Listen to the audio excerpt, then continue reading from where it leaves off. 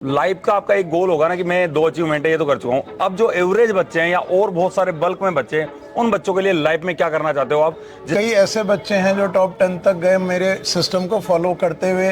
तो अगर मैं बात करूं इंडियन हिस्ट्री का, एक ही स्टूडेंट है कोटा से 2002 में इकलौता ड्रॉपर। कई बार हो सकता है हमारे साथ ऐसे बच्चे हों जिनमें AIR 1 पोटेंशियल है, लेकिन अगर वो 9th रैंक या 15th रैंक रह गए तो उनको कोई नहीं पूछेगा, क्योंकि आजकल दुनिया AIR 1 देखती है।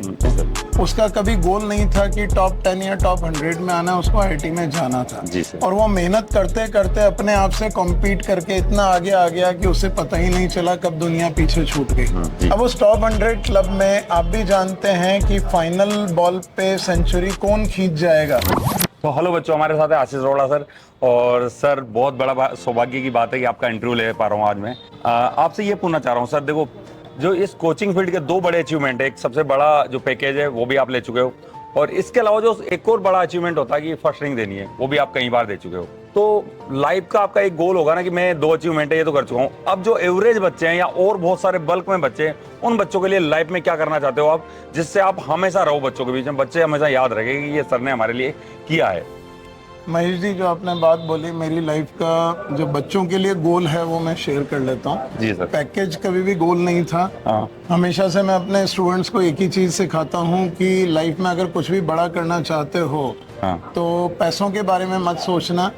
आप समाज के लिए, सोसाइटी के लिए क्या बड़ा कर सकते हो वो सोचो, क्योंकि बिजनेस वही बड़ा होता है जो कुछ ना कुछ समाज के लिए बड़ा कर सकता है। जी सर। क्योंकि जिस चीज को समाज और लोग एक्सेप्ट कर लेते हैं वो उस चीज के लिए पैसे भी दे देते हैं। जी। सो प्रैक्टिकली बिजनेस अगर करना चाहते हो तो हमेशा पहले सोसाइटी और लोगों के बारे में सोचो। आपको कभी पैसा कमाने के लिए बिजनेस नहीं बनाना चाहिए। तो मैंने कभी सोचा नहीं था कि कभी भी कुछ इस तरह का जो भी पैकेज मिल रहा है या कभी मिला है उसके बारे में कुछ करूं, क्योंकि हमेशा से मैंने कोशिश बच्चों के लिए करी है। तो पैकेज कोई मैटर नहीं करता। जहाँ तक स्टूडेंट्स की बात करूं तो आपके लास्ट क्वेश्चन का आंसर आपने खुद दे दिया है।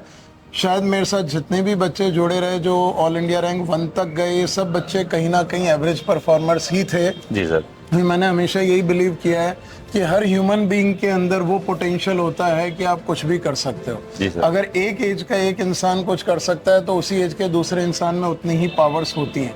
ये सब डिपेंड करता है अपनी पावर्स को कैसे बाहर निकालते हो। तो अगर मैं बात करूं इंडियन हिस्ट्री का, एक ही स्टूडेंट है कोटा से 2002 में इकलौता ड्रॉपर जो ऑल इंडिया रैंक 1 में आया था, डोंगराराम चौधरी। तो मैं वो दिन भूल नहीं सकता जब वो आया था। उस वक्त वो मैंने ही पूरा उसको ग्रूम करा था। और जो पूरे साल 2002 में उसने अपना डेवलपमेंट किया। बंसल क्लासेस में था मैं जी। और बंसल सर के साथ, मेरे साथ जब वो मेरी क्लासेस में रहा, वो इतना सीधा और सच्चा बच्चा था कि अपनी मेहनत करके स्टेप बाय स्टेप आगे बढ़ता गया। और उसका गोल सिर्फ इतना सा था कि उसे एक IIT में सेलेक्ट होना है। जी सर। और ईमानदारी से उसने मेहनत करी और हर छोटी से छोटी चीज को, हर पहलू के ऊपर कई बार मेहनत करी, रिपीट करा चीजों को। उसका कभी गोल नहीं था कि टॉप 10 या टॉप 100 में आना, उसको IIT में जाना था। और वो मेहनत करते करते अपने आप से कॉम्पीट करके इतना आगे आ गया कि उसे पता ही नहीं चला कब दुनिया पीछे छूट गई। सो एक्चुअली ये एग्जांपल मैं इसलिए कोट कर रहा हूँ कि एवरेज परफॉर्मर कोई नहीं होता। आप अगर अपने आप से कॉम्पीट करने लग जाओ और हर दिन अपने अंदर कुछ नया जोड़ते चले जाओ और एक डर दिल में हो कि ये छूट रहा है, वो छूट रहा है, और चीज़ों को मैनेज करते चले जाओ, तो शायद हर बच्चा ऑल इंडिया रैंक 1 तक पहुंच सकता है। डोंगराराम चौधरी ने ये साबित किया। फिर 2016 में अमन बंसल, जो 10th में NTSC स्टेज 1 भी क्वालिफाई नहीं कर पाया था, उसने अपनी जर्नी आगे बढ़ाई। लंबी बातें भी नहीं करेंगे। मैं सिर्फ ये कहना चाहूँगा कि बच्चे अपनी मेहनत से, अपने दम पे, जिनके अंदर आग लग जाती है, वो कुछ भी हासिल कर लेते हैं। कभी भी ये रैंक किसी कोचिंग, मेरी वजह से या टीचर की वजह से नहीं आती, ये अपने खुद के दम की वजह से आती है। मैं तो यही कहूँगा कि एवरेज परफॉर्मर में आग लग जाए तो वो अपने टीचर्स को, मेंटर्स को, हमें एज अ वेपन, हथियार या टूल्स की तरह से यूज़ करने लग जाएं, तो आपको सिर्फ अपने हथियार को चलाना सही तरीके से आना चाहिए। बड़ा हथियार होने से लड़ाई नहीं जीती जाती। जी सर। सर, मेरा नेक्स्ट क्वेश्चन ये है कि पिछले 10-15 साल से मैं आपको फॉलो कर रहा हूँ, देख भी रहा हूँ, सुन रहा हूँ आपके बारे में। तो लोग बोलते हैं कि यार फर्स्ट रैंक तो वहीं जाएगी जहाँ से अरोड़ा सर है। तो सर, नेक्स्ट फर्स्ट रैंक कौन से कोचिंग से या कहाँ से आने वाली है? महेश जी, मैं फर्स्ट रैंक के बारे में कभी कमेंट नहीं करता, ऑल्दो फर्स्ट रैंक को हमेशा मैं मोटिवेट करने के लिए यूज करता हूँ।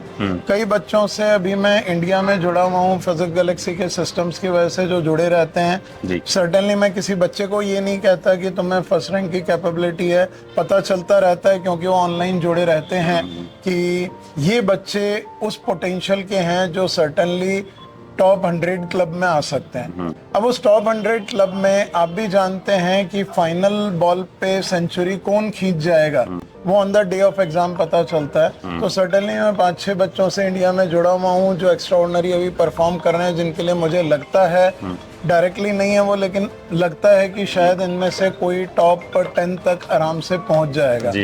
बट इसके अलावा इंडिया में शायद कई बच्चे ऐसे होंगे जिनसे हम नहीं जुड़े हुए, क्योंकि लिमिटेड बच्चे जो डायरेक्ट जुड़ते हैं मैं उन्हीं से जुड़ता हूँ। मैं आगे बढ़ के कभी स्टूडेंट्स को कनेक्ट मैंने लाइफ में नहीं किया है। बच्चे ढूंढते हुए पहुंचते हैं, कनेक्ट करते हैं। तो कई ऐसे भी बच्चे हो सकते हैं हर साल जिनसे शायद डायरेक्ट कनेक्शन ना बना हो, लेकिन वो उसी लेवल पे मेहनत कर रहे हो, उन्हें खुद को पता नहीं हो कि शायद वो वहाँ तक पहुँचने वाले हैं, लेकिन वो डुंगारा राम चौधरी जैसे कहीं ना कहीं कोने में अपने आप से कॉम्पीट कर रहे हों, फिर on the day of exam सामने। कई बार IIT में ऐसा हुआ है कि AIR 1 ऐसे बच्चे की आई है जिसके बारे में पता नहीं था, उसके इंस्टीट्यूट के बारे में पता नहीं। अच्छा, 3-4 साल पहले की बात है कि IIT तो आप पढ़ाते हो, ठीक है, लेकिन उसी साल नीट में से भी आपने टॉप रैंक निकाली थी। तो आपके लिए ये भी बोला जाता है कि आशीष अरोड़ा सर को ये तो पता पढ़ाना क्या है। मैं यही कहूंगा महेश जी कि IIT या नीट मैटर नहीं करता। अब मैं अगर यहाँ पे कहूँ कि मैं ऐसे बच्चे का भी मेंटर रहा हूँ जिसने क्लैट में, लॉ में ऑल इंडिया रैंक 1 हासिल करी है, तो शायद यहाँ पे हमारे ऑडियंस के लिए इररिलेवेंट होगा। लेकिन प्रैक्टिकली मैं ये कहूँगा कि ऑल इंडिया रैंक 1 या टॉप 10 या एक्स्ट्राऑर्डिनरी करियर की बात करें तो मेरा फोकस सिर्फ ये रहता है कि बच्चे के ट्रू पोटेंशियल को बाहर निकालना। जितने भी बच्चे मुझसे ऑफलाइन में जुड़े रहते हैं वहाँ मैं बच्चों से पुश करता हूँ, जबरदस्ती करता हूँ, क्योंकि ऑनलाइन में हम पुश नहीं कर सकते, सेल्फ डिसिप्लिन चाहिए होता है। कई ऐसे बच्चे हैं जो टॉप 10 तक गए मेरे सिस्टम को फॉलो करते हुए, मेरे डायरेक्ट ऑफलाइन सिस्टम में नहीं थे, जिनके बारे में मैं डायरेक्ट नहीं कहता, लेकिन बच्चे के पोटेंशियल को अगर बाहर निकाला जाए तो लाइफ के किसी भी मुकाम पे वो पहुंच सकता है। अभी कुछ साल पहले ही मेरे कुछ स्टूडेंट मुझसे मिले जिन्होंने US में एक सिलिकॉन वैली में कंपनी बनाई जिसको 700 करोड़ में सेल कर दिया, और फिर आके बोला कि सर आपके ही तरीके हम आखिर तक फॉलो करते रहे। तो वो जो लेवल है, सैकड़ों करोड़ तक का लेवल पहुंचना, वो अपने आप में AIR 1 से भी बड़ा लेवल होता है। तो अल्टीमेटली मेंटरिंग के तरीके अगर बच्चे फॉलो करता है तो मैं क्रेडिट नहीं लूंगा। मैं तो ये कहूंगा हमने सिर्फ एक काम किया है कि जिस रीजन से बच्चा फेल होता है उस रीजन को पकड़ के आने वाली जनरेशन में से उस रीजन को एलिमिनेट कर दिया। करते करते वो फेलियर रीजन एलिमिनेट हुए तो अल्टीमेटली सक्सेस रीजन एलिवेट होते चले गए। तो यहाँ पे नीट या JEE मैटर नहीं करती है। कई बार हो सकता है हमारे साथ ऐसे बच्चे हों जिनमें AIR 1 पोटेंशियल है, लेकिन अगर वो 9th रैंक या 15th रैंक रह गए तो उनको कोई नहीं पूछेगा, क्योंकि आजकल दुनिया AIR 1 देखती है। जबकि ज्यादा फर्क नहीं होता उन बच्चों के बीच में, सब बराबर एक आध क्वेश्चन का टॉप 100 क्लब में कोई बड़ा डिफरेंस नहीं है।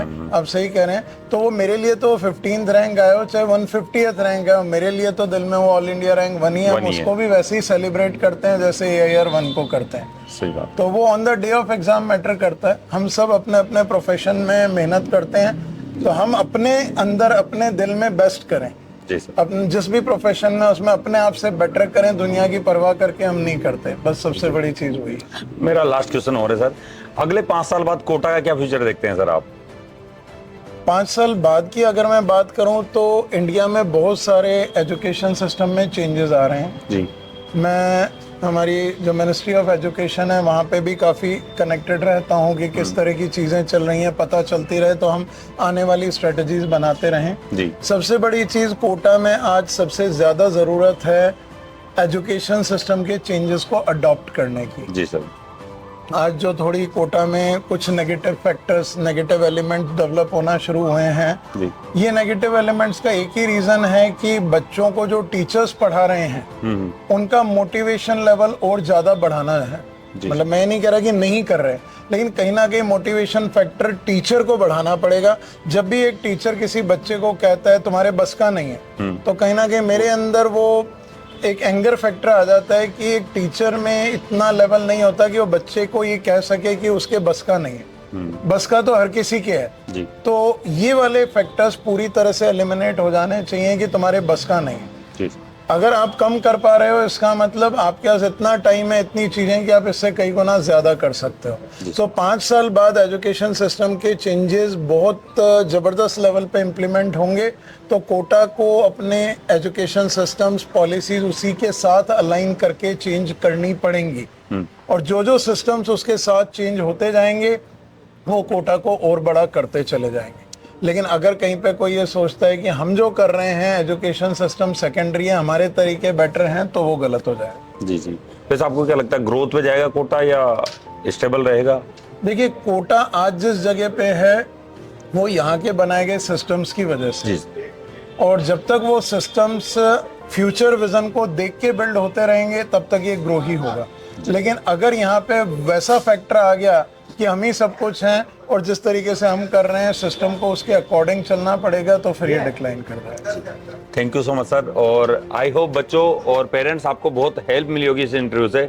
और आशीष अरोड़ा सर का एक और बार थैंक यू बोलना चाहूंगा सर, इतना सारा टाइम निकाला आपने हमारे और बच्चों के लिए। Thank you sir. Mahesh ji, thanks a lot.